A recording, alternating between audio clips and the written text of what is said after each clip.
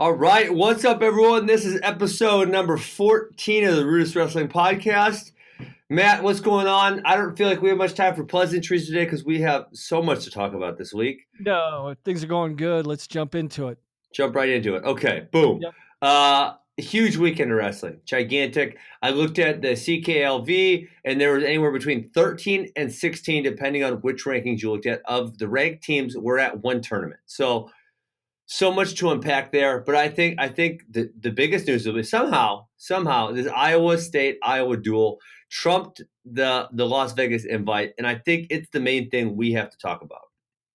No, I mean, there's so many good storylines, so many different discussions, pieces that we could get into just from this duel alone, let alone, Cliff Keen. So let's jump in. Yeah, let's start attacking Iowa State. So let's start out with this first. So last week it's announced, this is prior to the Iowa State duel. So I think we have two things. I think after the last Iowa duel, they wrestled without 5 starters, and they said, I think Tom Brand said, and this is a quote, that this is the lineup you're going to see for a while. As in, this is our lineup. We're not bringing our starters won't be ready to go. And then I think on Wednesday or Thursday, it comes out that Michael Kemerer is now out having season-ending knee surgery, and he's out for the whole year. So, first of all, that Michael Kemerer, you got to see that Michael Kemerer news is huge because that essentially, in my opinion, bumps him back from challenging for runner-up to challenging for a trophy. I mean, are you feeling the same way, Matt? No, for sure. Kemerer's the guy that's got such an impact and he's such a tipping point in Iowa's strength as a lineup. Yeah, you removing him in and of itself, you would almost say they're almost out of contention status. Yeah, I mean, he was ranked number 6. And those guys, we talked about how tough 174 was last week. I think we talked about that. And so, but you're also saying he's almost for sure. I mean, Michael Kemerer is not an up and down guy. He's a guy who's had through the first 2 years of his career. Obviously, he had injuries as a sophomore, but he said he's been really solid. It's not like he loses to guys who suck. And I want to say he maybe has 5 losses through 2 seasons. I feel like that's about right. Just a really consistent guy in the lineup, a guy you can count on for a whole bunch of points in NCAAs. And now, it's not a question of if he would have placed at 174. He's shown over the past 2 years, like he's a reliable guy. He's going to get on the podium. The only question would be how he adjusts up to 174, right? I think that's what everybody on the outside looking in was like, okay, well, we saw what he was doing at 157 for the last 2 years. What's he going to do jumping up not only 1 weight class, but 2? But him placing, I think, is what you and I agree on is that's a given. He would have placed. I feel like it was a given. So you're taking a lot of points away. They don't have an apparent good backup, and then obviously their backup he had injury default on Sunday. So let's get into Sunday. So here's what we see Sunday. Iowa State comes to town. Iowa State, this is the second year of the Dresser dynasty. Not dynasty, that's the wrong word. Dresser era, I guess you would say. And what you're seeing is just across the lineup, their guys were wrestling really hard. They wrestled, I would say, better than they were. And this was, I think they said the last time Iowa State beat Iowa in this duel was 14 years ago, if I remember hearing that correctly. So, that's correct. So only the second year for Kevin Dresser, and this is the most competitive Iowa State duel we've had in 14 years. So, damn, hats off to him, right? No, I mean, when you take over a program, I think there's all these preconceived notions about how quickly the program will jump, how quickly they will make dramatic improvements based on the product they had on the mat a year ago and what we saw this weekend from the Cyclones, dramatically improved. Tip your hat to Kevin Dresser and staff because just across the board, I mean, they came to fight. And they just, like he talked about, he's like, we didn't come to fight. We came to win. So they weren't satisfied that they were just in the dual meet. I mean, they showed up with all they were in it. I mean, they're a last second reversal away from winning this dual meet. And we talked about how Tom Brand said that the lineup they wrestled last weekend was the same one they would bring to the table this weekend. But what we saw this weekend is that was all hands on deck. I mean, there's that video that everyone's pushing around the internet where Stoll's music comes out, and it's like, I don't know if this is a work or a shoot, right? I don't know if this is for real or if this is for fake, but Tom Brands allegedly didn't know Stoll was going to wrestle, and Stoll says, "This is my last Iowa State, Iowa. I'm wrestling. You're not holding me out." But they brought all hands on deck. Everybody wrestled except Kemerer, and Kemerer is out for the year. So that's the end. That's the end of the Kemerer discussion right there. I mean, you've got to move beyond that. This is yeah, their new reality. He's not going to be in their lineup, so we shouldn't have any more conversations. Well, what if this? What if yeah. that? Well, the reality is Kemerer's not in the lineup for the rest of the year, and so this was the best lineup This was their that they best. possibly had. Yes, this is their best. This is their best lineup. Now, maybe everyone in their lineup isn't as healthy as possible, but I don't know. Can you say that for Iowa State? Also, I mean, Miklas has been perpetually hurt over the last decade. It seems like, and so Hey, the bottom line, when you agree to wrestle a duel, when you set your schedule, yes, for better, for worse, for good or for bad, the 10 guys you put out there is all the 10 guys you should be talking about.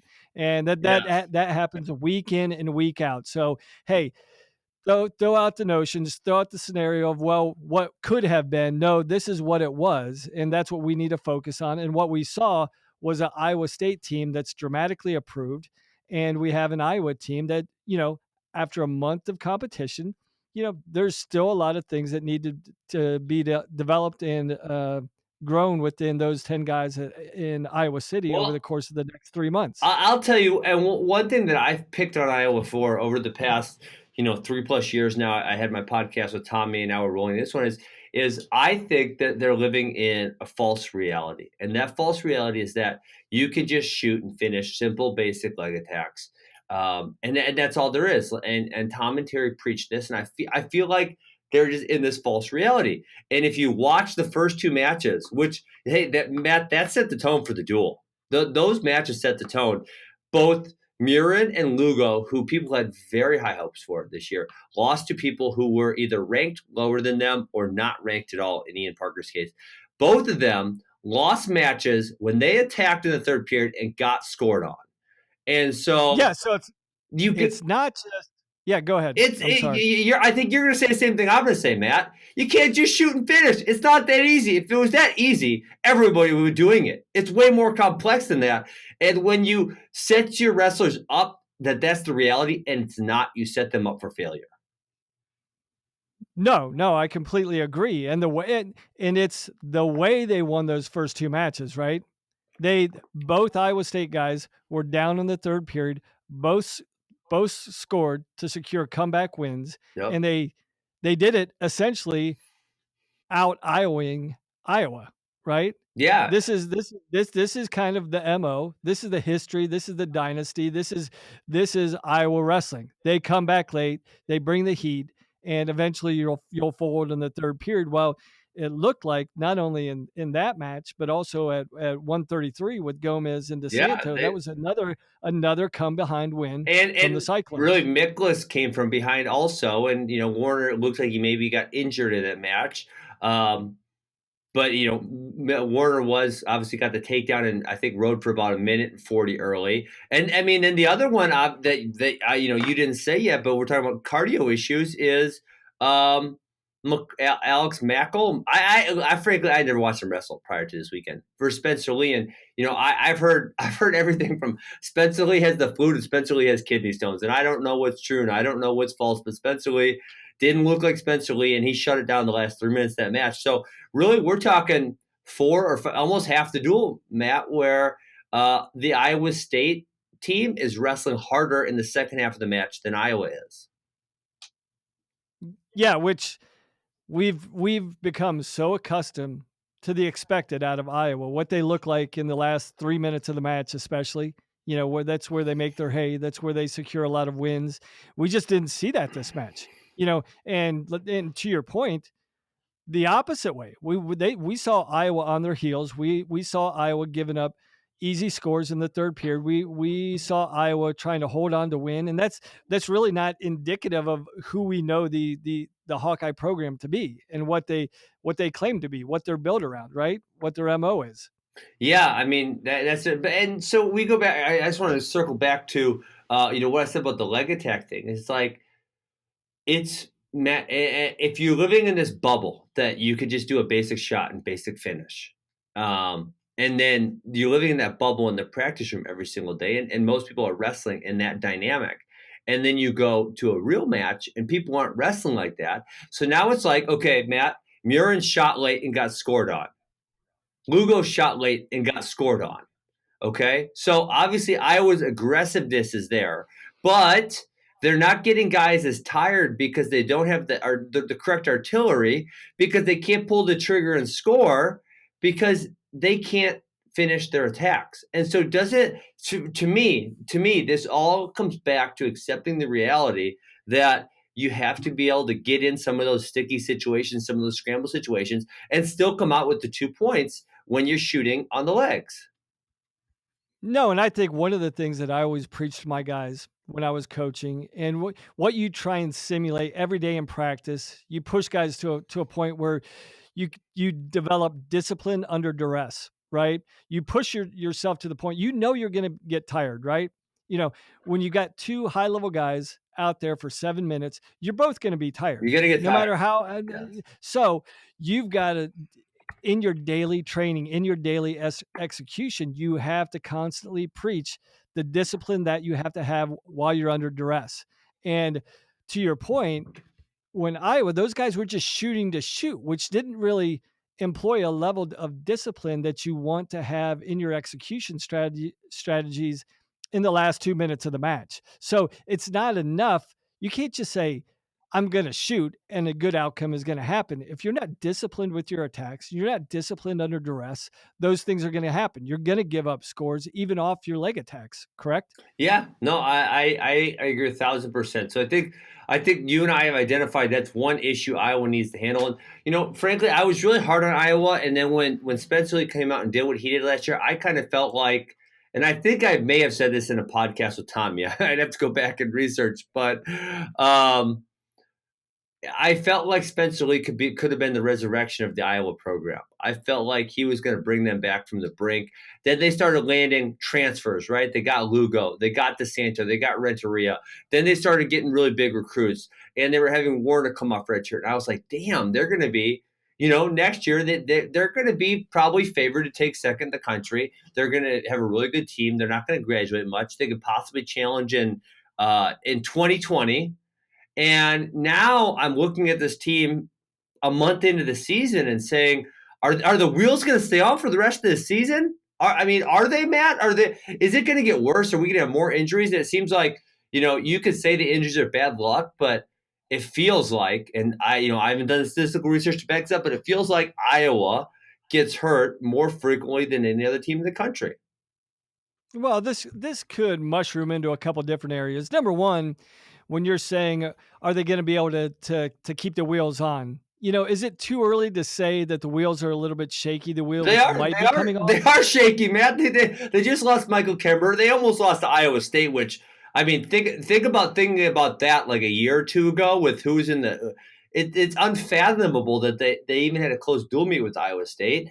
Um, and yeah, I think it is. I mean, who in their lineup? Matt, answer me this question: who in their lineup looked great on Friday, or whatever damn day, Saturday that was? I mean, not for 7 minutes. I Marinelli, don't think you can say Marinelli, for 7 minutes. one guy. Yeah, yeah. I mean, he came out and dominated. The Bull showed what he was about, and you know what? That was a big statement. They needed that. They Yeah. needed to stop the bleeding a little bit. So they didn't need to just put a Band-Aid on that. They needed an about face.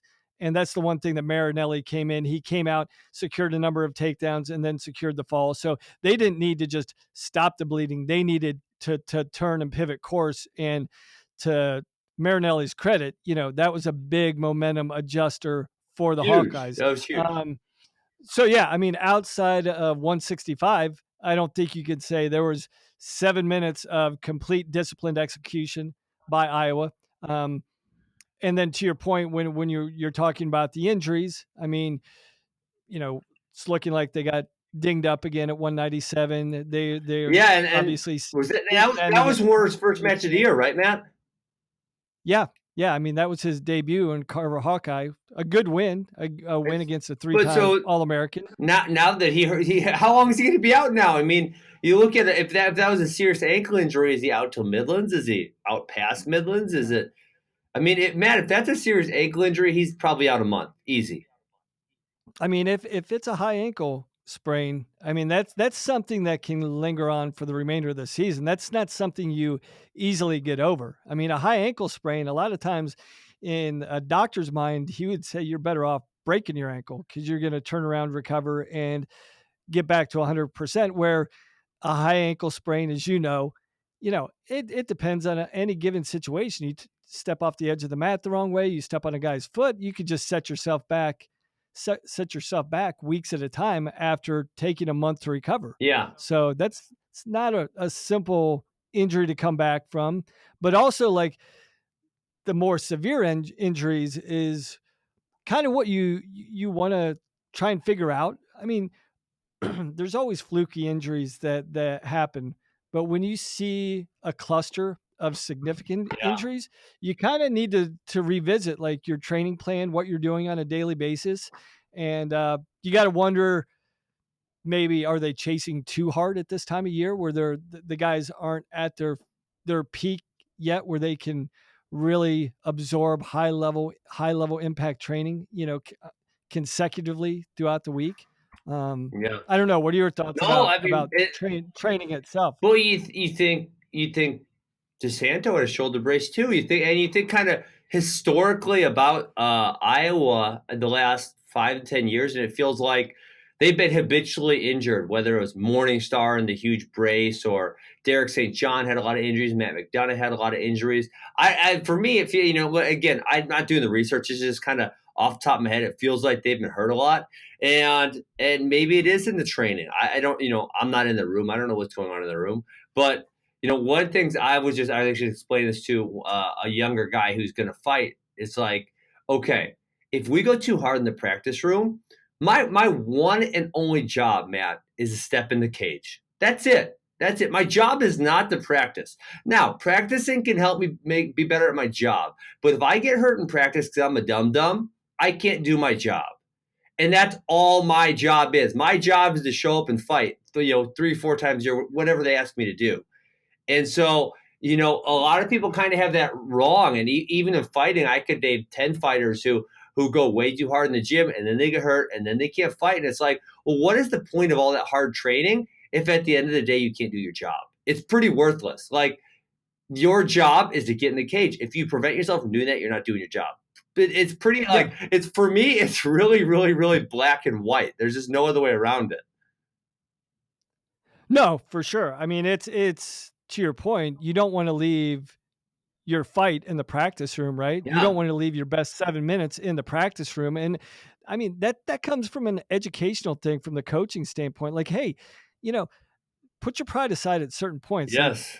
don't worry about winning the battle in the room. Yes. We got a war to win, on Friday, Saturday night. So don't try and be a hero here and have so much pride and so much stubbornness that you won't give up a takedown Yeah. when it really doesn't matter. It's practice, right? It's Yeah. practice. Obviously you're Hey, competing, you but sound like Iverson right now.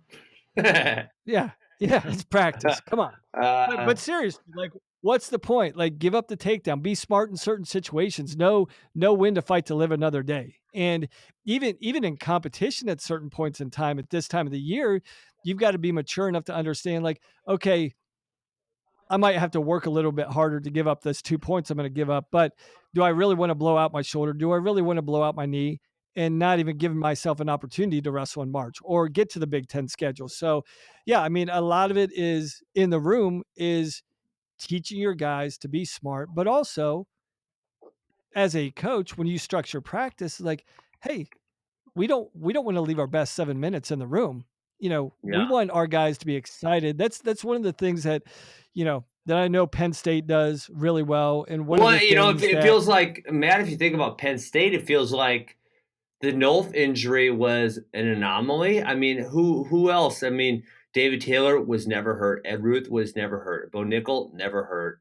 I guess they had a Kassar. Kassar was hurt for a while, right? Uh, Yeah, but he kind of came in. He kind of came in with some okay. issues, right? I mean, yeah, I think Yeah. he came in. Zane was never hurt. Vincenzo's never been hurt, right? I mean, I don't know. Maybe I'm way, like I said, I haven't done the research on this, but I'm just like off the top of my head, the way I feel about it. That's kind of what I'm thinking. Yeah, I mean, I know from coaching with those guys, one of the things that we always talked about is like when it comes to March, typically it's the guy that has success is the guy that's really excited at that time of the year. They're excited and they're ready to fight. And if you're battling through injury, if you're being overtrained, it's hard to have that level of excitement that you need to have in March to have success.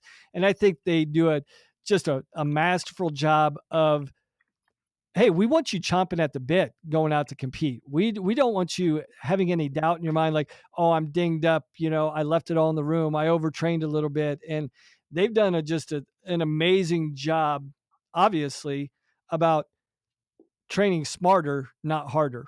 And they train really, really hard. But I think you can understand the nuance of that is training very smart while training very hard Yeah. as well. Um, yeah, I agree with that. So, I guess I mentioned the DeSanto injury also. He came. I haven't seen him with the shoulder brace before, and he came out with the shoulder brace. Um, do we want to put you want to put a cap on the Iowa dual meet in any way, shape, or form? I'm gonna say, like, listen, if I'm an Iowa fan, I'm freaking nervous right now. I'm really nervous. I'm not ready to write them off. I thought this was kind of going to be the resurrection, if you will. I know they have a very tough dual meet against Lehigh, who knows what Lehigh's been wrestling really without a great roster this weekend, and then they're going to have a bunch of time off before Midland. So who knows? Maybe they get the roster back together. Do you want to put a cap on that duel, or what do you want to say about it? I mean, is there anything else you want to talk about? I think you can. There's a couple things that probably at 133 and 149 with their two transfers. I know that with Yeah. DeSanto and with Lugo. I don't think we anointed these guys, right? I mean, But I thought they I don't know, Matt. I think a lot of people were thinking, "Hey, these are guys who," and I don't want to be offensive, but I'm gonna, and this is not my words. I'm gonna put this into other people's words. I think these are people who think, "Hey, these are guys who are right on the brink at smaller programs and Burrow and Drexel, and now they're gonna go to Iowa, and that's gonna give them the push they need to get into that high All American range." People were talking. I mean, Patrick Lugo has wins over Matt Kolodzik. So I think people were thinking high All American on these two, and now I think you're looking at these two, and I think you're thinking with the performance they've had in the first month, if they're both All Americans, you're kind of surprised. That's how I feel right now. No, I would agree. And number one with Lugo, I think, yeah, he does have a victory over Klodzik in the past. But a guy like Deegan, who's no slouch, right? I mean, he's a top 15 guy. But if you look at his style, he's long, he's wide, and that's been the MO for the guys that have given Lugo problems. So I think based upon his level of talent and stylistically against certain guys, he's either going to thrive or struggle. And there's enough of a sample size out there with a certain body type like Deegan's. Lugo's probably going to have his hands full, regardless about the ranking. And DeSanto again. Um, this is another conversation as well. I mean, for me, I when, told you there's when too much in here. There's just so much that yeah, you could talk about here. I mean, you look at a guy like Lugo and DeSanto, and you're like, okay, they're jumping from smaller mid-major programs to the elite level, the top program. So automatically, you think these guys are going to jump just a level by going to a bigger program. Well, that's not always the case, right? Right? Yeah. My thing is, you know, guys are usually transferring for a reason, right? And I'm not, and I don't, I'm not Meaning they have issues. I'll just say it. You don't have right. to say it, Matt. I'll say it. I mean, they got issues. They're not. What the word Jordan Peterson he says they're not the most agreeable. Correct. and Correct. So I don't know Lugo and DeSanto's situations. I've heard different things, but I don't want to speculate. and so But the Lugo transfer, just to put this, the Lugo transfer was before Tim Flynn got the job at Edinburgh. I'm sorry, got the job at West Virginia and left Edinburgh. We obviously know there were some Edinburgh transfers after Tim Flynn got the job, but the Lugo one was before. And Tim Flynn is a guy who was really, really well respected, and it seems from everyone I've known, very well liked by his athletes.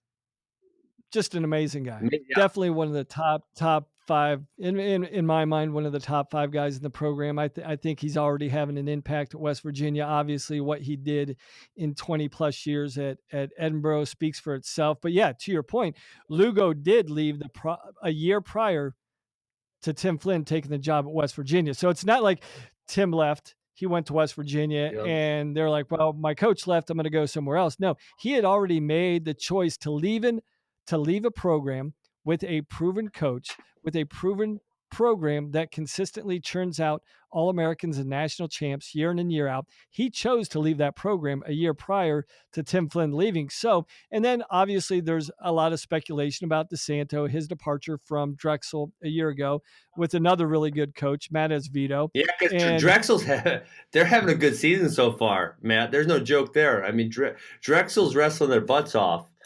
That's for sure.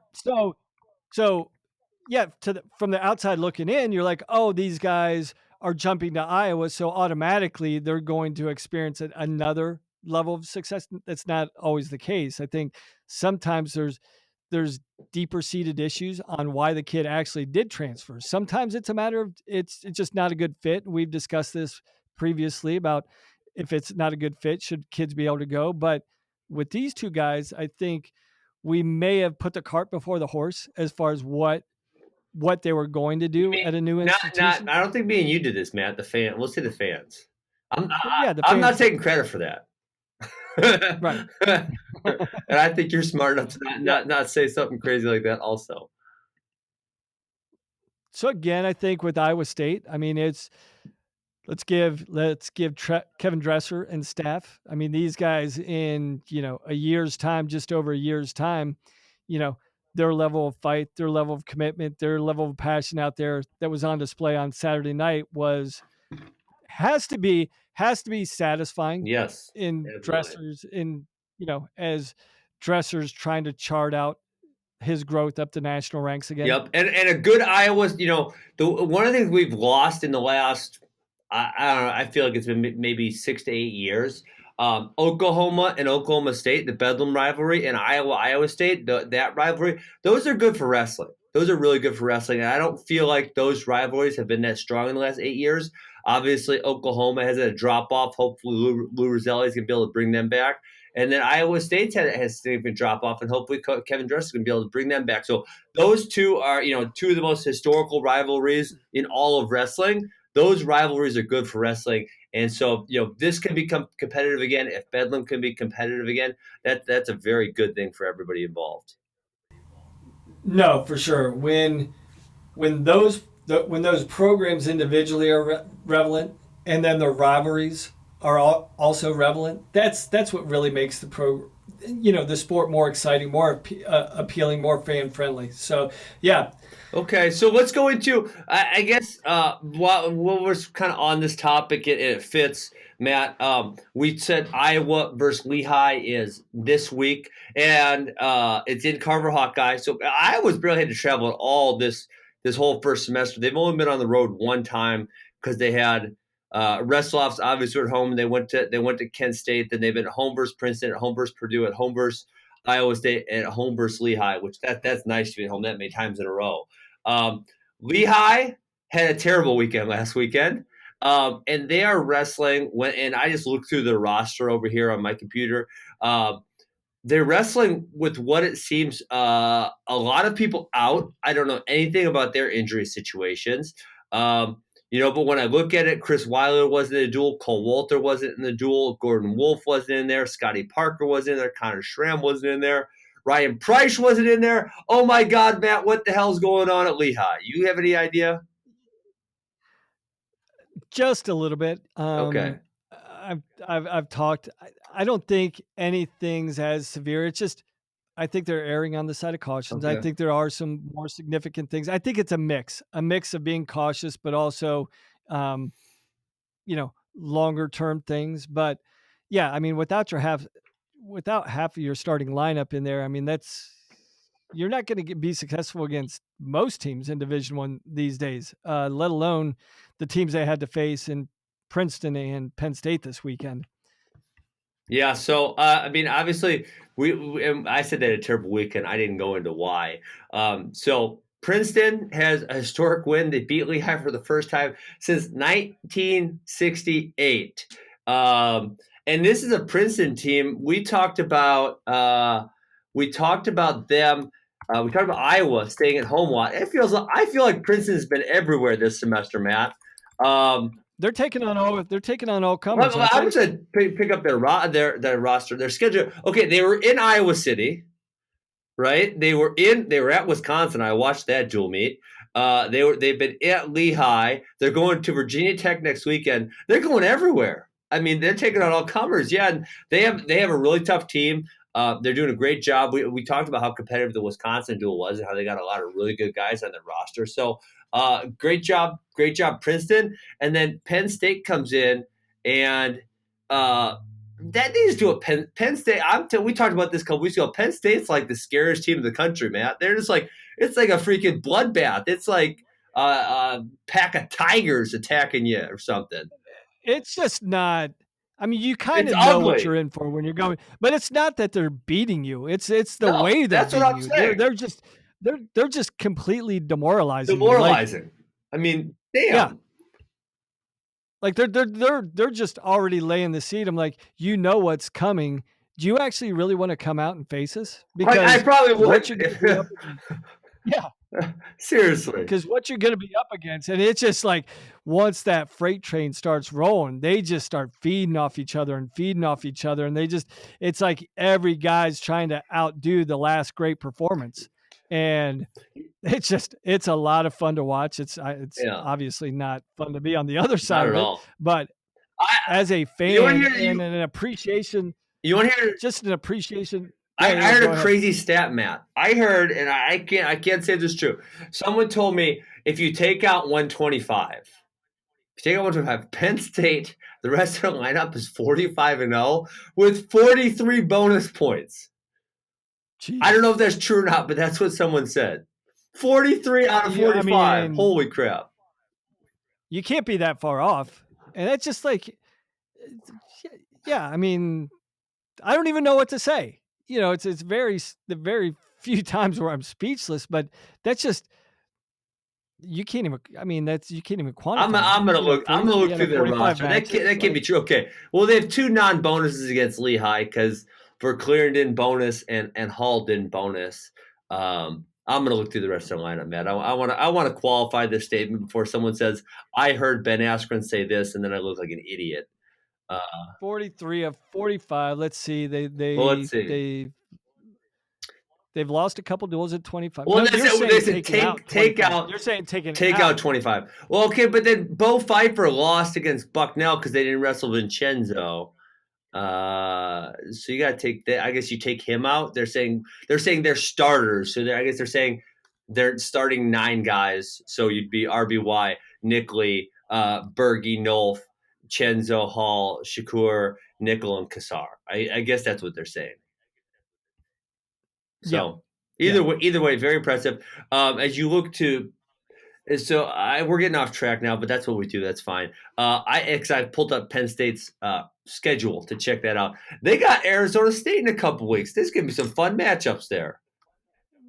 Yeah, we'll have some stuff to talk about there. Definitely. I think that's maybe one of the first early season matches with Penn State that we can at least pull out a handful of matches, and you think they may be competitive. Right now, you're like, is there actually going to be one? Like, based upon the health of Lehigh, obviously they didn't have the majority of their starters in there, or 6 of their starters, but the one weight class that we were probably pointing to see how it was going to shake out in a match versus number 5 versus number 6, Kazar versus Wood. Yeah.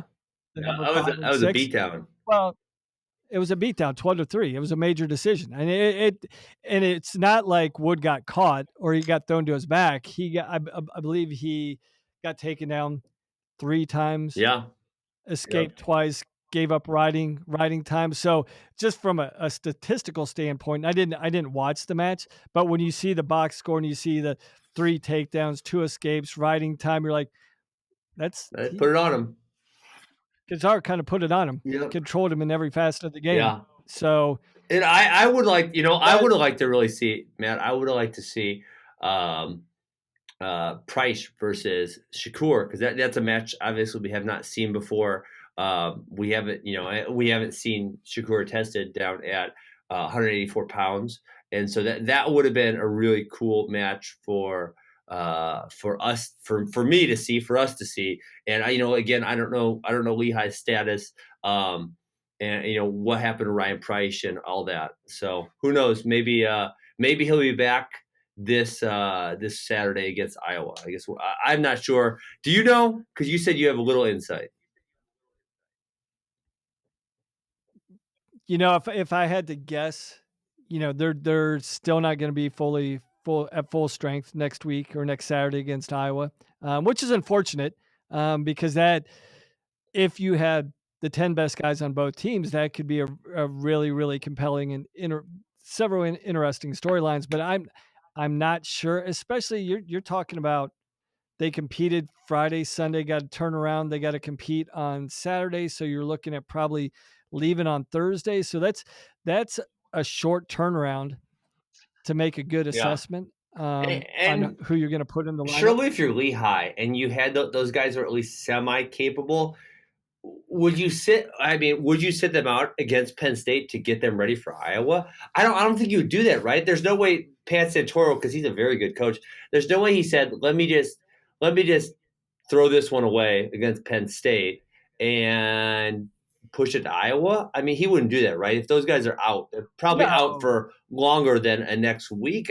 I don't know that for sure. That's just, I'm trying to think through the process, because I know Lehigh versus Penn State. I mean, that at one point that was a serious rivalry within the state of Pennsylvania. no, I mean that it always is. I mean, what Lehigh does against Penn State in the dual meet. I mean, that's a big that's a big deal, a huge deal. I think they've wrestled over 100 times. I mean, it's a rivalry that's gone back 100 years, and traditionally in the state of Pennsylvania, that's Penn State's in-state rival. Yes. So, that a lot of people may not see it that, but if you from a historical standpoint and where these teams both have been historically over the last 110 years, they've both been consistently one of the two top programs in the country. So people may not look at this now and say, "Oh, that's not a rivalry," but the way Penn State is wrestling, who can you